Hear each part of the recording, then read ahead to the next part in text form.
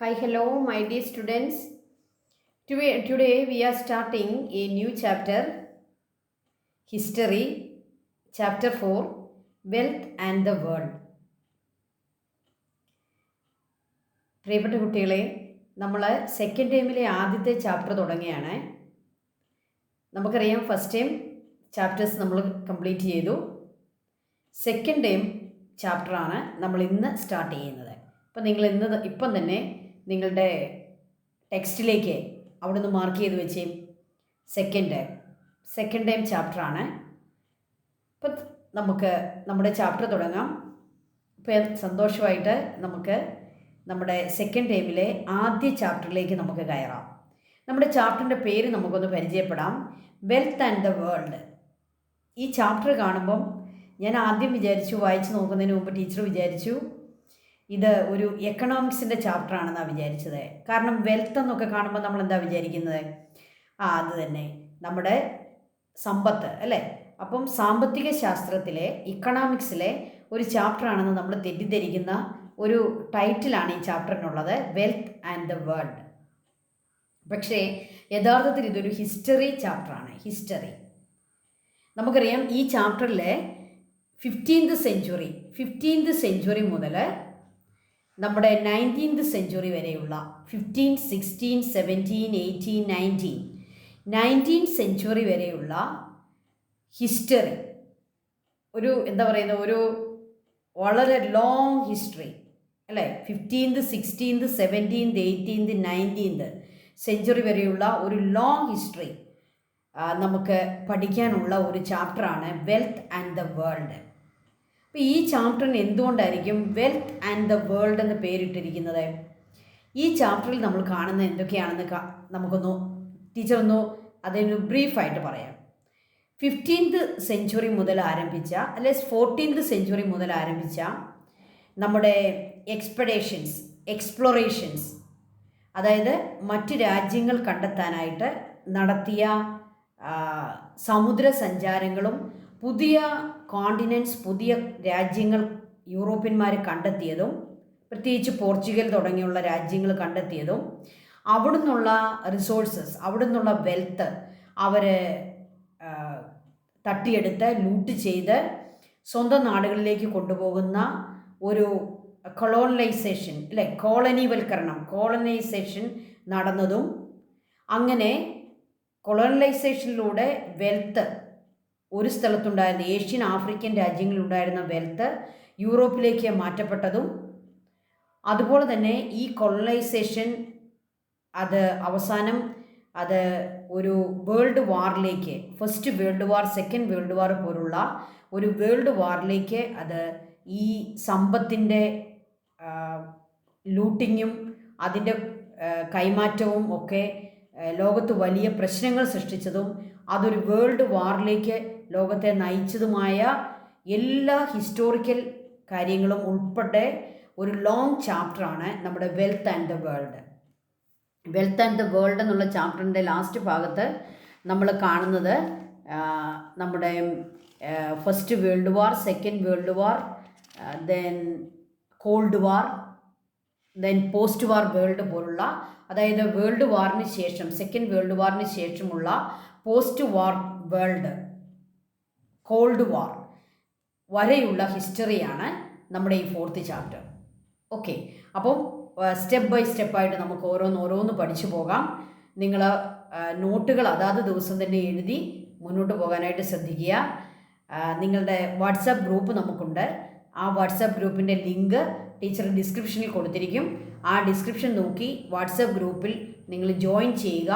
ഞാൻ വാട്സാപ്പ് ഗ്രൂപ്പിലേക്ക് PDF ആയിട്ട് ഇതിൻ്റെ നോട്ടുകൾ അതാത് ദിവസം അയക്കുന്നതായിരിക്കും. അപ്പോൾ നിങ്ങൾക്ക് ആ PDF നോക്കി നോട്ടുകൾ തയ്യാറാക്കാനായിട്ട് സാധിക്കും. അപ്പം ഇതിൻ്റെ ലിങ്ക് കൊടുത്തിരിക്കും, നമ്മുടെ വാട്സാപ്പ് ഗ്രൂപ്പിൻ്റെ ലിങ്ക് കൊടുത്തിരിക്കും, നിങ്ങൾ അതിനകത്ത് ജോയിൻ ചെയ്യുക. ഓക്കെ, അതുപോലെ തന്നെ ഡിസ്ക്രിപ്ഷൻ നിങ്ങൾ വായിച്ചു നോക്കണം. നമ്മുടെ ഡിസ്ക്രിപ്ഷനിൽ അതിലെ കീ പോയിൻറ്റ്സും കീ വേർഡ്സും ടീച്ചർ ഡിസ്ക്രൈബ് ചെയ്യുന്നുണ്ട്. അത് നിങ്ങൾക്ക് ഏതാണ് പ്രധാനപ്പെട്ടതെന്നൊക്കെ മനസ്സിലാക്കാനായിട്ട് സഹായിക്കും. ഓക്കെ, അപ്പോൾ നമുക്ക് ഈ ചാപ്റ്ററിലേക്ക് കയറാം. ഫസ്റ്റ്, ഹൂ റോഡ്, നമ്മൾ ആദ്യം കാണുന്നത് ജവഹർലാൽ നെഹ്റുവിൻ്റെ ഗ്ലിംസസ് ഓഫ് വേൾഡ് ഹിസ്റ്ററി, ആ ബുക്കിൽ നിന്നുള്ള ഒരു ചെറിയ പോർഷനാണ് ഇവിടെ കൊടുത്തിരിക്കുന്നത്. ആ പോർഷനകത്ത് ജവഹർലാൽ നെഹ്റു എന്താണ് പറയുന്നത്? The adventurous geographic expeditions of 15th century. 15ാം നൂറ്റാണ്ടിലെ ധൈര്യശാലികളായ നാവികരെ എക്സ്പെഡീഷൻസ് നടത്തുകയും സമുദ്രത്തിലൂടെ വഴി കണ്ടെത്തി മറ്റ് രാജ്യങ്ങളിലേക്ക്, കോണ്ടിനെൻസിലേക്ക് പോയതിനെ സംബന്ധിച്ചുള്ള അദ്ദേഹത്തിൻ്റെ ചില നിരീക്ഷണങ്ങൾ, അദ്ദേഹത്തിൻ്റെ ചില കമൻറ്റ്സ് അദ്ദേഹം തന്നിരിക്കുന്നതാണ് നമ്മൾ പറഞ്ഞിരിക്കുന്നത്. അതിനകത്ത് നെഹ്റു എന്താണ് പറയുക? നമുക്കറിയാം, അറേബ്യൻ നൈറ്റ്സ് എന്ന് പറയുന്ന ആ പ്രസിദ്ധമായ കഥയിലെ ആലിബാബയും അദ്ദേഹത്തിൻ്റെ 40 തീവ്സും ഓരോ ഗുഹകൾ കണ്ടെത്തുകയും അവിടെ ഒരു ഓപ്പൺ സീസം എന്നുള്ള വാക്ക് ഉപയോഗിച്ചുകൊണ്ട് അത് ഓപ്പൺ ചെയ്യുകയും അതിലെ ട്രഷർ, അതിലെ വെൽത്ത് ലൂട്ട് ചെയ്യുകയും ചെയ്യുന്ന ഇതുപോലെ യൂറോപ്യന്മാർ മറ്റ് കോണ്ടിനെൻറ്റ്സ് രാജ്യങ്ങളും കണ്ടെത്തുകയും അവിടെ ചെന്ന് അവിടുത്തെ റിസോഴ്സസ്, അവിടുത്തെ പണം ഒരു അറേബ്യൻ നൈറ്റ്സിലെ അലിബാബ ഒരു എന്താണ് ആ ഒരു കള്ളൻ ചെയ്യുന്നത് പോലെ ലൂട്ട് ചെയ്തുകൊണ്ട് പോയി എന്നാണ് നെഹ്റു പറയുക, അല്ലേ? ഏഷ്യൻ ആഫ്രിക്കൻ രാജ്യങ്ങളെ ഈ രീതിയിൽ ഈ ഒരു എക്സ്പെഡീഷൻസ് നടത്തി അവരെ എക്സ്പ്ലോർ ചെയ്ത് രാജ്യങ്ങൾ കണ്ടെത്തി അവിടുത്തെ പണം തട്ടിയെടുത്തു, അവിടുത്തെ വെൽത്ത് തട്ടിയെടുത്തു, അത് അപഹരിച്ചു, കൊണ്ടുപോയി. അപ്പോൾ അതാണ് അദ്ദേഹം അതിനെ സാമ്യപ്പെടുത്തിയിരിക്കുന്നത്. ഈ ആലിബാബ ചെയ്ത പ്രവൃത്തിയോടാണ് യൂറോപ്യന്മാരുടെ ഈ റിസോഴ്സസിനെ ലൂട്ട് ചെയ്തതിനെ നെഹ്റു താരതമ്യം ചെയ്തിരിക്കുന്നത്. ആ ഒരു ചെറിയ പോർഷനാണ് കൊടുത്തിരിക്കുന്നത്. എന്തിനാണ് ഈ പോർഷൻ തന്നിരിക്കുന്നതെന്നോ? ഈ 15th സെഞ്ച്വറിയിൽ നടന്ന ഈ ജോഗ്രാഫിക് എക്സ്പെഡീഷൻസിനെ പറ്റി നമ്മളെ ഒന്ന് ഇൻട്രൊഡ്യൂസ് ചെയ്യാൻ വേണ്ടിയാണ് അത് തന്നിരിക്കുന്നത്. ഓക്കെ, പക്ഷേ നമുക്ക് ആ ബുക്കിൻ്റെ പേര് വളരെ പ്രധാനപ്പെട്ടതാണ്. The book Glimpses of World History was written by Jawaharlal Nehru, our first Prime Minister. This book refers to the adventurous geographic expeditions of the 15th century. Okay, this book refers to the adventurous geographic expeditions of 15th century. When Europeans arrived in Asia, Africa and America, they encountered many unique and fascinating features of this region. So this Asia, Africa and America, all these regions have unique features and fascinating features. വളരെ ആകർഷകമായ, വളരെ പ്രത്യേകതകളുള്ള features ഉള്ള സ്ഥലങ്ങളായിരുന്നു Asia, Africa and America. എത്ര അമേരിക്കകളാണ് ഉള്ളത്? 2 എണ്ണമാണുള്ളത്. North America and south America, 2 കോണ്ടിനെൻ്റാണ്. ഈ 2 കോണ്ടിനെൻറ്റിലേക്കും യൂറോപ്യന്മാർ കയറി ആ സ്ഥലങ്ങളെ കൈവശപ്പെടുത്തി. ഓക്കെ, ഏഷ്യയുടെയും ആഫ്രിക്കയുടെയും കാര്യം നമ്മൾ പറയണ്ട. ഏഷ്യയും ആഫ്രിക്കയും അവർ ഒന്നായിട്ട് അവരെ കൈവശപ്പെടുത്തി. അവിടുത്തെ സമ്പത്ത് മുഴുവൻ അവർ ലൂട്ട് ചെയ്തുകൊണ്ട് പോയി. ഓക്കെ, അപ്പോൾ when Europeans arrived in Asia, Africa and Americas എന്ന് പറഞ്ഞേക്കുന്നത് എന്തിനാണ്? നോർത്ത് അമേരിക്കയും സൗത്ത് അമേരിക്കയും ഒന്നിച്ചാണ് പറഞ്ഞിരിക്കുക. അമേരിക്കാസ്, ആ എസ് ചേർത്തേക്കുന്നത് നിങ്ങൾ കണ്ടോ? Americas. And then they encountered many unique and fascinating features of these regions. Nehru illustrated the sense of wonder and experience by drawing a parallel to the story of Ali Baba. അലിബാബയുടെ കഥയുമായിട്ടാണ് നെഹ്റു ഈ ഒരു എക്സ്പ്ലോറേഷനെ അദ്ദേഹം അതിനെ ഒരു കൂട്ടി യോജിപ്പിച്ചിരിക്കുന്നത്, അല്ലേ? Drawing a parallel story. അപ്പോൾ അലിബാബ ആ ഒരു കള്ളൻ ചെയ്ത അതേ പ്രവൃത്തിയാണെന്നാണ് നെഹ്റു പറയുക. അദ്ദേഹം പറഞ്ഞത് കറക്റ്റാണ്, നമുക്ക് അദ്ദേഹത്തോട് യോജിക്കാം. കാരണം അത്രമാത്രം വലിയ ഒരു കൊള്ളയാണ് യൂറോപ്യന്മാരെ ഏഷ്യ, ആഫ്രിക്ക, അമേരിക്ക എന്ന് തുടങ്ങിയ കോണ്ടിനെൻറ്റ്സിനോട് ചെയ്തത്. ഓക്കെ, അപ്പോൾ ആ പുസ്തകത്തിൻ്റെ പേര് ഓർക്കുക, glimpses of world history. Then, what were the 2 significant events of the 15th century instrumental in launching the geographical expeditions? Geographical expeditions 15th സെഞ്ച്വറിക്ക് മുമ്പ് എന്തുകൊണ്ട് നടന്നില്ല? എന്തുകൊണ്ട് 15th സെഞ്ച്വറിയിൽ ഈ ജോഗ്രാഫിക്കൽ എക്സ്പെഡീഷൻസ് നടന്നു? അതിന് 2 റീസൺസ് ആണുള്ളത്. So the significant 2 events in the 15th century instrument in launching geographical expeditions. അപ്പം teacher ഈ 2 വേർഡ്സിനെ നിങ്ങൾക്കൊന്ന് പറഞ്ഞു തരാം. അത് മനസ്സിലാക്കിയാലേ നമുക്ക് ഈ ചാപ്റ്ററിലേക്ക് കയറാൻ പറ്റുള്ളൂ. എക്സ്പെഡീഷൻസ് ആൻഡ് എക്സ്പ്ലോറേഷൻ, ഈ 2 വേർഡുകളും നിങ്ങൾ ഈ ചാപ്റ്ററിൽ കാണും. എന്താണ് എക്സ്പെഡീഷൻ, എന്താണ് എക്സ്പ്ലോറേഷൻ? എക്സ്പെഡീഷൻ എന്നുള്ള വാക്കിൻ്റെ മീനിങ് എന്ന് പറഞ്ഞാൽ, മലയാളത്തിൽ പറഞ്ഞാൽ സമുദ്രത്തിലൂടെ ഒരു വഴി കണ്ടെത്തി ആ അപകടങ്ങളെ തരണം ചെയ്ത് ആ സമുദ്രത്തിലൂടെ ഒരു വഴി കണ്ടെത്തി പുതിയൊരു കോണ്ടിനെൻറ്റിലേക്ക്, ഒരു രാജ്യത്തേക്ക് പോകുന്നതിനാണ് പറയുക expedition. Then what is this exploration? Exploration എന്ന് പറഞ്ഞാൽ ആ രാജ്യത്ത് ചെന്ന് അവിടെയുള്ള റിസോഴ്സസിനെയൊക്കെ കണ്ടെത്തി ആ റിസോഴ്സസിനെ കൈവശപ്പെടുത്തുന്നതിനാണ് പറയുക എക്സ്പ്ലോറേഷൻ. അപ്പോൾ ആദ്യം നടക്കേണ്ട ഒരു കാര്യം എന്താണ്? എക്സ്പെഡേഷൻ. എക്സ്പെഡേഷൻ നടന്നിട്ട് വേണം നമുക്ക് എക്സ്പ്ലോറേഷനിലേക്ക് പോകാൻ. ഓക്കെ, എക്സ്പെഡേഷനും എക്സ്പ്ലോറേഷനും സൈമൾട്ടേനിയസ് ആയിട്ട് നടത്തിയാണ് യൂറോപ്യന്മാരെ ഏഷ്യ, ആഫ്രിക്ക, അമേരിക്കാസ് തുടങ്ങിയ രാജ്യങ്ങളിൽ എന്ത് നടത്തിയത്? ഈ ലൂട്ടിങ്ങും ഈ ഒരു കൊള്ളയും നടത്തിയത്. അപ്പോൾ ഇത് രണ്ടും നടന്നു. ആദ്യം നടന്നത് എക്സ്പെഡേഷൻ, രണ്ടാമത് നടന്നത് എക്സ്പ്ലോറേഷൻ. മനസ്സിലായല്ലോ? എക്സ്പ്ലോറേഷൻ എന്ന് പറഞ്ഞാൽ എന്താണ്? ആ രാജ്യത്തെ സമ്പത്തിനെ, റിസോഴ്സസിനെ അത് കണ്ടെത്തി ആ റിസോഴ്സസ് ഒക്കെ കൊള്ളയടിക്കുക. അല്ല, കൊള്ളയടിക്കുക എന്ന് പറയുന്നില്ല, ആ റിസോഴ്സസ് കണ്ടെത്തി കൈവശപ്പെടുത്തുക. ഓക്കെ, അപ്പോൾ ഇവിടെ ചോദിക്കുന്നത് ഈ ജോഗ്രാഫിക്കൽ എക്സ്പെഡേഷൻ, അതായത് അറ്റ്ലാന്റിക്കിലൂടെ ഒരു വഴി കണ്ടെത്തി അവരെ പുതിയ രാജ്യങ്ങളിലേക്ക് പോയ ആ ഒരു എക്സ്പെഡേഷൻ ഉണ്ടല്ലോ, ആ ഡേഞ്ചറസ് ആയിട്ടുള്ള ഒരു ജേർണി ഉണ്ടല്ലോ, അത് നടക്കാനുള്ള രണ്ട് കാരണങ്ങൾ എന്തൊക്കെയാണ്? The conquest of Constantinople by Turks, അതൊരു വലിയ സംഭവമായിരുന്നു. തുർക്കികൾ കോൺസ്റ്റാന്റിനോപ്പിൾ അത് കോൺക്വസ്റ്റ് ചെയ്തു, അവർ കീഴടക്കി. ഈ കോൺസ്റ്റാന്റിനോപ്പിളിൻ്റെ പ്രത്യേകത എന്താണെന്ന് നിങ്ങൾ നേരത്തെ, അതായത് 9th സ്റ്റാൻഡേർഡിലൊക്കെ നിങ്ങൾ പഠിച്ചിട്ടുണ്ട്. കോൺസ്റ്റാന്റിനോപ്പിൾ റോമ സാമ്രാജ്യത്തിൻ്റെ കിഴക്ക് ഭാഗത്തെയാണ് കോൺസ്റ്റാന്റിനോപ്പിൾ എന്ന് പറയുക. റോം എന്ന് പറയുന്നത് നിങ്ങൾക്കറിയാം, അതൊരു യൂറോപ്യൻ രാജ്യമാണ്. ഈ യൂറോപ്യൻ രാജ്യത്തിൻ്റെ ഏറ്റവും ഈസ്റ്റിലുള്ള ഭാഗമാണ് കോൺസ്റ്റാന്റിനോപ്പിൾ. അതൊരു വലിയ സിറ്റി ആയിരുന്നു, അതൊരു ട്രേഡിംഗ് സിറ്റി ആയിരുന്നു. ഈ കോൺസ്റ്റാന്റിനോപ്പിൾ എന്ന് പറയുന്നതിൻ്റെ പ്രത്യേകത, ആ ഒരു 13, 14, 15 ഒക്കെ കാലഘട്ടത്തിൽ ഈ കിഴക്കുള്ള ഏഷ്യ, അതുപോലെ തന്നെ ഏഷ്യയിലുള്ള ചൈന, ഇന്ത്യ പോലുള്ള രാജ്യങ്ങളിൽ നിന്നുള്ള സ്പൈസസ്, എസ്പെഷ്യലി പെപ്പർ പോലുള്ള സ്പൈസസ് അറബികൾ വാങ്ങുകയും അത് സിൽക്ക് റൂട്ടിലൂടെ കൊണ്ടുവന്ന് കോൺസ്റ്റാന്റിനോപ്പിളിൽ എത്തിക്കുകയും ചെയ്യും. കോൺസ്റ്റാന്റിനോപ്പിളിൽ കാത്തു നിൽക്കുന്ന യൂറോപ്യന്മാരായിട്ടുള്ള, അതായത് മിലാൻ, ഫ്ലോറൻസ് പോലുള്ള യൂറോപ്യൻ രാജ്യങ്ങളിൽ നിന്നും വരുന്ന, റോമിൻ്റെ വിവിധ ഭാഗങ്ങളിൽ നിന്നും യൂറോപ്പിൽ നിന്നൊക്കെ വരുന്ന ട്രേഡേഴ്സ് കോൺസ്റ്റാന്റിനോപ്പിളിൽ വന്ന് കാത്തു നിൽക്കും. ആര് വരാനാണ് കാത്തു നിൽക്കുന്നത്? അറബ് ട്രേഡേഴ്സ് വരാനാണ് കാത്തു നിൽക്കുക. അറബ് ട്രേഡേഴ്സിൻ്റെ കയ്യിലുള്ള ഏത് സ്പൈസസ് ആണ് അവർക്ക് വേണ്ടത്? ഈ സ്പൈസസ് അവർക്ക് കിട്ടാൻ മറ്റൊരു മാർഗവുമില്ല. അവർക്ക് അറിയാം ഈ ഇന്ത്യ, ചൈന പോലുള്ള രാജ്യങ്ങളിൽ സിൽക്ക്, സ്പൈസസ് പോലുള്ള വളരെ വിലപിടിപ്പുള്ള സാധനങ്ങളുണ്ടെന്നും അത് അവർക്ക് അത്യാവശ്യമായിട്ട് കൈവശപ്പെടുത്തണം. പക്ഷേ അതിന് മറ്റു മാർഗങ്ങളൊന്നുമില്ല. കോൺസ്റ്റാന്റിനോപ്പിളിൽ കാത്തിരിക്കുക എന്ന ഒരൊറ്റ മാർഗ്ഗമേ ഉള്ളൂ. കാരണം എന്താണ്? സിൽക്ക് റൂട്ടിലൂടെ യാത്ര ചെയ്ത് ചൈനയിലേക്കും ഇന്ത്യയിലേക്കും പോകാൻ അറബികൾ യൂറോപ്യന്മാരെ അനുവദിച്ചിരുന്നില്ല. അതുകൊണ്ട് ഇവരിവിടെ കാത്തു നിൽക്കും കോൺസ്റ്റാന്റിനോപ്പിളിൽ. എന്നിട്ട് അറബികൾ കൊണ്ടുവരുന്ന പെപ്പർ പോലുള്ള സ്പൈസസ് അവിടെ നിന്ന് യൂറോപ്യൻ ട്രേഡേഴ്സ് അത് വാങ്ങുകയും അവർ യൂറോപ്പിലേക്ക് കൊണ്ടുപോയി അത് ട്രേഡ് നടത്തുകയും ചെയ്യും.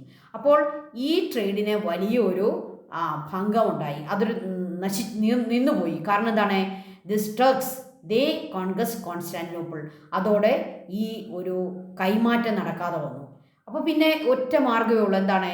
ഈ ഏഷ്യ, ആഫ്രിക്ക, ദെൻ ചൈന പോലുള്ള, ഇന്ത്യ പോലുള്ള രാജ്യങ്ങളിലേക്ക് പോകാൻ ഒരു സീ റൂട്ട് കണ്ടുപിടിക്കുക അല്ലാതെ മറ്റു മാർഗങ്ങളൊന്നും യൂറോപ്യന്മാർക്കില്ലാതെ വന്നു. അതുകൊണ്ട് അവരെന്ത് ചെയ്തു? അവർ ഒരു എക്സ്പെഡേഷന് തയ്യാറായി. The conquest of Constantinople by Tux.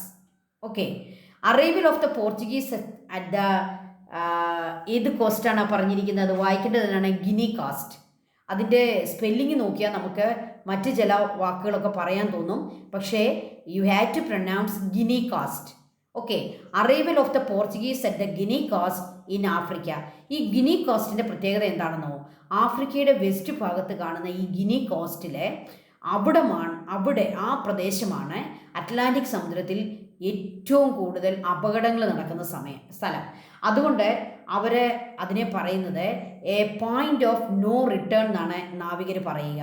അത്രയ്ക്ക് അപകടം പിടിച്ച സ്ഥലമാണ്. അവിടെ എത്തിച്ചേരുക എന്ന് പറഞ്ഞാൽ ഒരു എക്സ്പെഡേഷൻ്റെ ഒരു വലിയ അപകടം പിടിച്ച കാര്യം തരണം ചെയ്തു എന്ന് തന്നെയാണ്.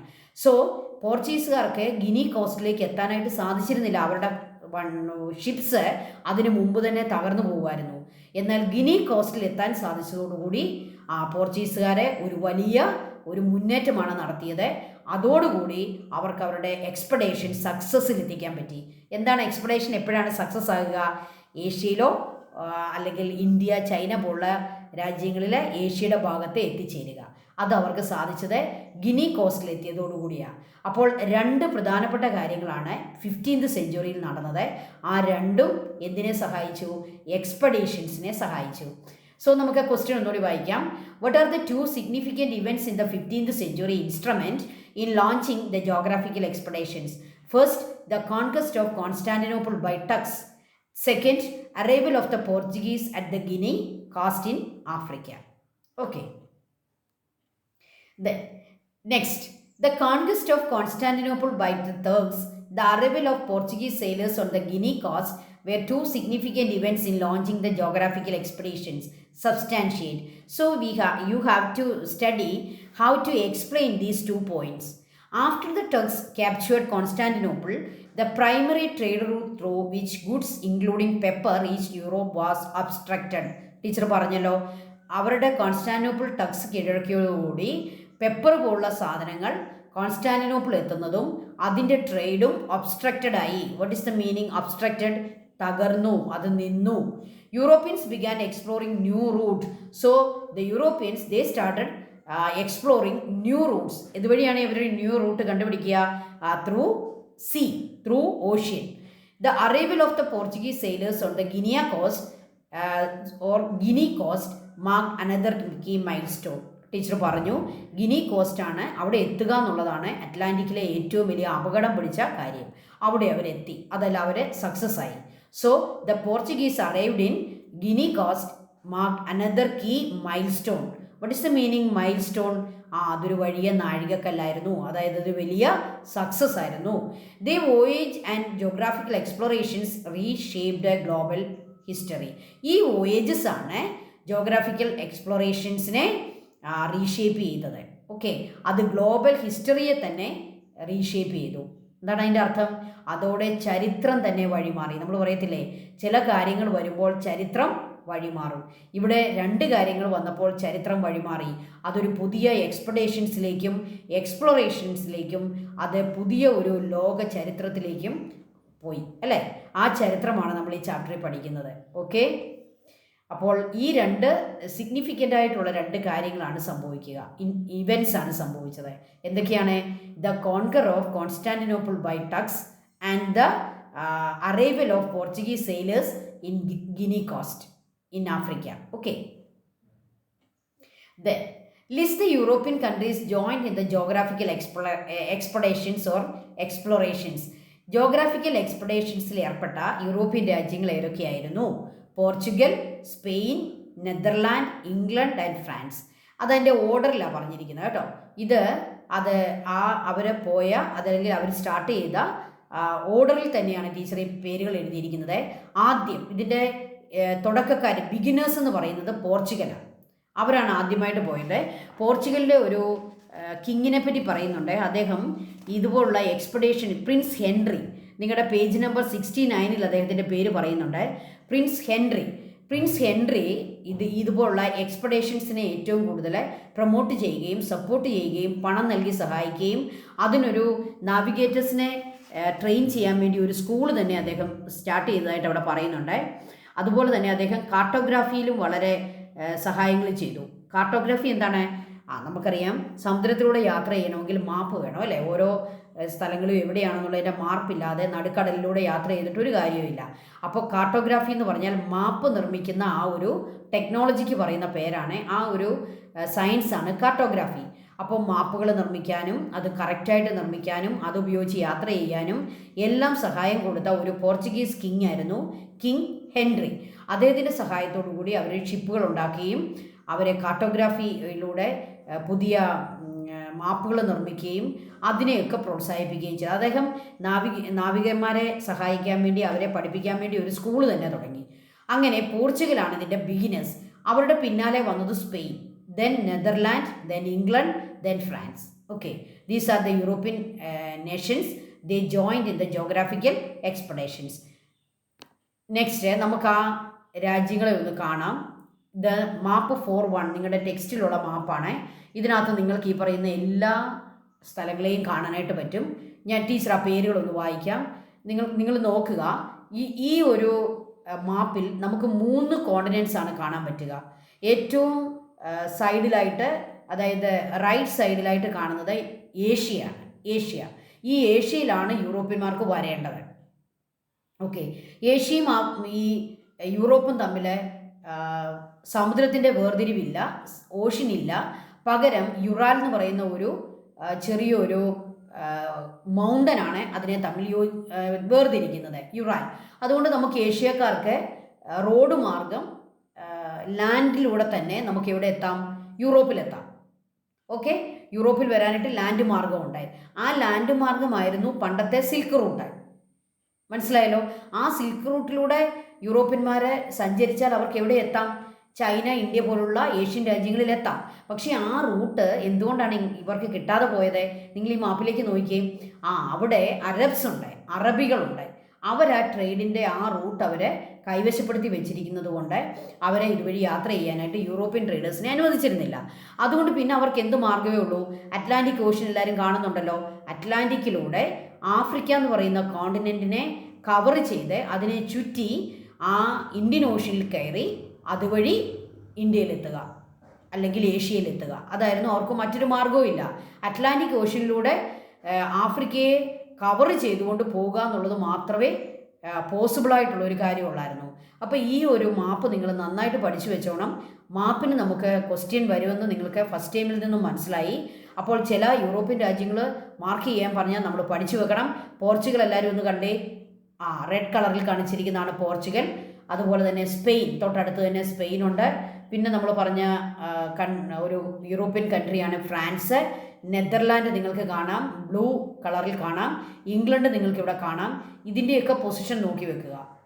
Portugal, Spain, France, Netherland, England. Okay, എല്ലാവരും കോൺസ്റ്റാന്റിനോപ്പിൾ ഒന്ന് കണ്ടേ. ഈ യൂറോപ്പിലുള്ള ട്രേഡേഴ്സ് കോൺസ്റ്റാന്റിനോപ്പിളിൽ വന്ന് നിൽക്കുകയും കോൺസ്റ്റാന്റിനോപ്പിളിൽ അവരെ നിൽക്കാൻ അനുവദിച്ചത് എന്തുകൊണ്ടാണ്?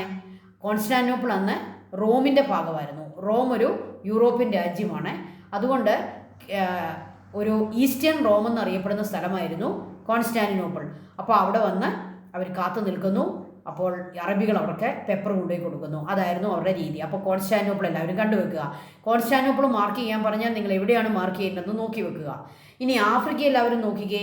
ഈ ആഫ്രിക്കയിലെ ഈ ഗിനി കോസ്റ്റ് എല്ലാവരും കാണുക. ഈ ഗിനി കോസ്റ്റിൽ അറ്റ്ലാന്റിക്കിലൂടെ വന്നെത്തിയാൽ ബാക്കി കാര്യം രക്ഷപ്പെട്ടു. പിന്നെ ആഫ്രിക്കയെ കവർ ചെയ്ത് ഇന്ത്യൻ ഓഷ്യനിലേക്ക് കയറാൻ നമ്മുടെ നാവികർക്ക് സാധിക്കും. ഓക്കെ, അതിനിടയ്ക്ക് നിങ്ങളൊരു പ്രത്യേക കേപ്പ് കാണുന്നുണ്ട്. ആ കേപ്പിൻ്റെ പേര് വായിക്കേണ്ടത് എങ്ങനെയാണ്? ബോച്ച്ഡോർ കേപ്പ്. ഈ ബോച്ച്ഡോർ കേപ്പിനും ജോഗ്രാഫിക്കലായിട്ട് വളരെ സിഗ്നിഫിക്കൻ്റ് ആയിട്ടുള്ള പൊസിഷനാണ്. അറ്റ്ലാന്റിക്കിലൂടെ യാത്ര ചെയ്യുന്ന ഷിപ്പുകൾക്ക് ഈ ബോച്ച്ഡോർ കേപ്പ് എന്ന് പറയുന്ന ഭാഗവും വളരെ അപകടം പിടിച്ച സ്ഥലമായിരുന്നു. ആ സ്ഥലത്ത് വന്ന് എത്തിച്ചേരുക എന്ന് പറയുന്നത് ഒരു സക്സസ് ആയിരുന്നു. അതിനു മുമ്പ് തന്നെ കപ്പലുകൾ തകർന്നു പോയിരുന്നു. ഈ ബോച്ച്ഡോർ എന്ന് പറയുന്ന കേപ്പ് അല്ലേ, കേപ്പ് എന്ന് പറഞ്ഞാൽ എന്താ? സമുദ്രത്തിലേക്ക് തള്ളി നിൽക്കുന്ന ഒരു ഭാഗമെന്നാണ് അതിൻ്റെ അർത്ഥം. ആ ഭാഗത്ത് വന്ന് അവർ ഷിപ്പ് അടുപ്പിക്കുകയും അവിടെ കീഴടക്കുകയും ചെയ്തു കഴിഞ്ഞാൽ പിന്നെ ഗിനി കോസ്റ്റിലേക്ക് എത്താം. ഗിനി കോസ്റ്റ് കൈവശപ്പെടുത്തി അത് അവിടെ എത്തിച്ചേരാൻ സാധിച്ചാൽ, അത്രയും അവർ സക്സസ് ആയാൽ പിന്നെ ബാക്കി യാത്രകൾ അവർക്ക് മുന്നോട്ട് കൊണ്ടുപോകാനായിട്ട് പറ്റും. അപ്പോൾ ആദ്യമായിട്ട് ഈ എക്സ്പെഡീഷൻസ് നടത്തിയ യൂറോപ്യൻ രാജ്യങ്ങളുടെ പേരുകൾ ഒന്നുകൂടി നമ്മൾ പഠിക്കുന്നു. Portugal, Spain, Netherland, England and France. Okay, map 4.1 നന്നായിട്ട് പഠിക്കുക. ഇതിലേത് മാർക്ക് ചെയ്യാൻ. ഇനി അതുപോലെ തന്നെ മറ്റൊരു സ്ഥലം കൂടെ അവിടെ കാണുന്നുണ്ട്. നിങ്ങൾ സൂറ്റ എന്ന് പറയുന്ന ഒരു സ്ഥലം കണ്ടോ? ഈ സൂറ്റ എന്ന് പറയുന്ന സ്ഥലത്തെ പറ്റിയും നമ്മൾ ഈ ചാപ്റ്ററിൽ പഠിക്കുന്നുണ്ട്. അപ്പോൾ അതൊന്ന് കണ്ടുവെച്ച് നോക്കുക. സൂറ്റ അത് വായിക്കേണ്ടത് എങ്ങനെയാണ്? Ceuta, Guinea coast, then Bojador. Okay, Constantinople. Then prepare a note on the European expeditions to African continent. അപ്പോൾ ഇവരുടെ എക്സ്പെഡീഷൻ ആദ്യം നടക്കുന്ന ആഫ്രിക്കൻ കോണ്ടിനെൻറ്റിലേക്കാണ്. കാരണം നമ്മൾ ആ മാപ്പിൽ കണ്ടതുപോലെ ആഫ്രിക്ക കടന്നു വേണമല്ലോ ഏഷ്യയിൽ അവർക്ക് എത്താൻ. അപ്പോൾ അറ്റ്ലാന്റിക്കിലൂടെ വരുന്ന യൂറോപ്യൻ നാവികരെ ആദ്യം എത്തിച്ചേരുന്നത് ആഫ്രിക്കയുടെ ഭാഗത്താണ്. അപ്പോൾ ആദ്യമായിട്ട് എക്സ്പെഡീഷൻസ് നടക്കുന്നത് ആഫ്രിക്കയിലാണ്. ഓക്കെ, അപ്പോൾ നമുക്ക് അതൊന്ന് പഠിക്കാം. Prepare a note on the European expeditions to African continent. The early expeditions of Europeans were in the African continent. Knowledge of the gold deposits in the Niger plains motivated Portugal to embark on such ventures. So, Portugal, they were the pioneers. Pioneer എന്നുള്ള വാക്കിൻ്റെ അർത്ഥം എന്താണ്? The first beginners. So, the Portugal, they began the expeditions because they got a particular knowledge of the gold deposits in Niger plains. ആഫ്രിക്കയിലെ നെജർ പ്ലെയിൻസിൽ ധാരാളം gold deposits ഉണ്ടെന്ന് ഈ പോർച്ചുഗീസുകാർക്ക് മനസ്സിലാവുകയും ആ ഒരു നോളജാണ് അവരെ ഇങ്ങനെയൊരു എക്സ്പെഡീഷനിലേക്ക് കൊണ്ടുപോയത്. The Portuguese initiated their conquest of Africa in 1415 by capturing Ceuta. Teacher പറഞ്ഞില്ലേ, സൂറ്റ എന്ന് പറയുന്ന സ്ഥലത്തേക്കാണ് അവർ ആദ്യം എത്തിയത്. നമുക്ക് ഒന്നുകൂടെ ആ സേറ്റ എന്ന് കാണാം. This Ceuta this was the first city or first region this Portugal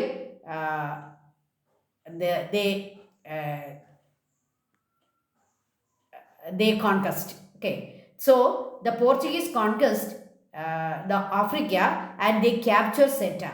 അതായത് സ്പെയിനോട് വളരെ അടുത്ത് കിടക്കുന്ന ഒരു സ്ഥലമാണ് ഈ സെറ്റ. നോക്കിക്കേ, കണ്ടോ, സ്പെയിനിൻ്റെ ഏറ്റവും, സത്യം പറഞ്ഞാൽ അത് സ്പെയിനിൻ്റെ ഒരു സ്പെയിനിൻ്റെ സിറ്റിയായിരുന്നു. എന്നാൽ ആഫ്രിക്കയോട് വളരെ ചേർന്നാണ് കിടക്കുന്നത്. അപ്പോൾ പോർച്ചുഗീസുകാരെ ആദ്യം വന്ന് കീഴടക്കിയ സ്ഥലമാണ് സേറ്റ. ഓക്കെ, ഈ സേറ്റയിൽ പിടിച്ചു നിന്നുകൊണ്ടാണ് അവരെങ്ങോട്ട് കയറുന്നത്? ആഫ്രിക്കയുടെ മറ്റു ഭാഗങ്ങളിലേക്ക് കയറുക. Okay, this city later become A vital granary for them.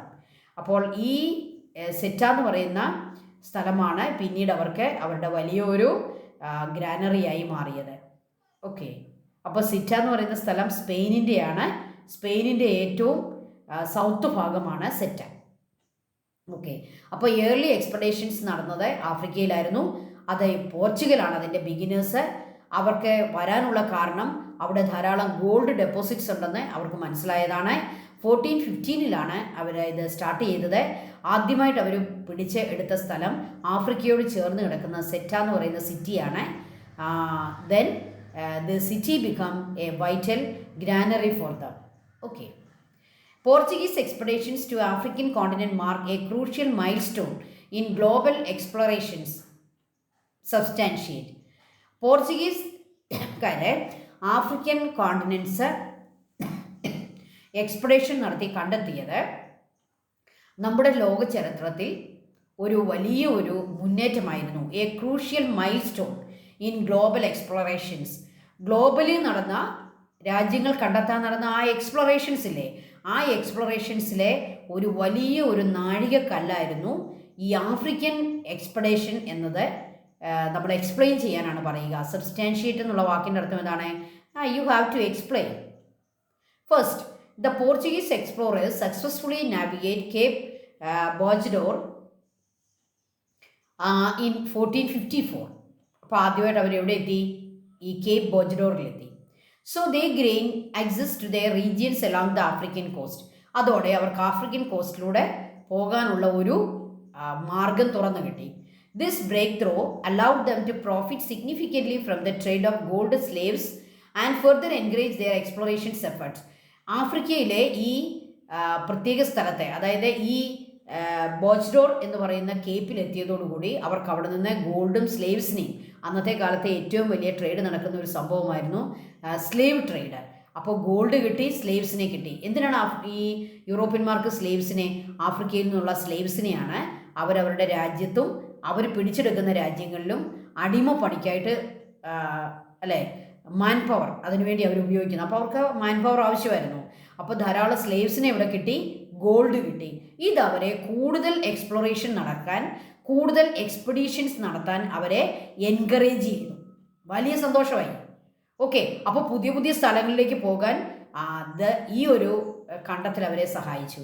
So this encourage their explorations and to other countries and other continents. In addition to Africa, the Portuguese expanded agriculture and established colonies on nearby islands in the Atlantic. ഈ ആഫ്രിക്കയോട് ചേർന്ന് കിടക്കുന്ന ചില islands ഉണ്ട്. അത് നിങ്ങളുടെ ടെക്സ്റ്റിലെ page number 68 നിങ്ങൾ എടുത്തു നോക്കണം. അറ്റ്ലാന്റിക് ഐലൻഡ്സ് എന്ന് പറഞ്ഞാൽ നിങ്ങൾക്ക് സ്വയം മനസ്സിലാക്കാനുള്ള ഒരു ഒരു എന്താണ് ഭാഗമാണ് ആ തന്നിരിക്കുന്നത്. അതിൻ്റെ സിമ്പിൾ നോക്കിയാൽ നിങ്ങൾക്കറിയാം. അത് വലിയ എക്സ്പ്ലനേഷൻ ഒന്നും ആവശ്യമില്ല. മാപ്പ് 4-2 അവിടെ അറ്റ്ലാന്റിക്കിൽ കിടക്കുന്ന, ആഫ്രിക്കയോട് ചേർന്ന് കിടക്കുന്ന അസോസ്, മഡീരിയ, കനറി, കേപ്പ് വെർഡെ എന്ന് പറയുന്ന ചില ഐലൻഡ്സ് അല്ലേ, അറ്റ്ലാന്റിക് ഓഷനിൽ കിടക്കുന്ന ചില ഐലൻഡ്സ്. ഈ ഐലൻഡ്സും ആര് കൈവശപ്പെടുത്തി? Portuguese. In addition to Africa, the Portuguese expanded agriculture and established colonies on nearby islands in Atlantic. അപ്പോൾ അവർക്ക് അവിടെ എല്ലാം വളരെ അഗ്രികൾച്ചറും അതുപോലെ തന്നെ ട്രേഡും ഒക്കെ വ്യാപിപ്പിക്കാൻ സാധിച്ചു. ഇത് അവരെ സന്തോഷഭരിതരാക്കി, അവർക്ക് വലിയ എൻകറേജ്മെൻറ്റ് കൊടുത്തു, അവർ കൂടുതൽ എക്സ്പ്ലോറേഷൻസിലേക്ക് പോയി. അതുകൊണ്ടാണ് പറയുക it's A crucial mile stone.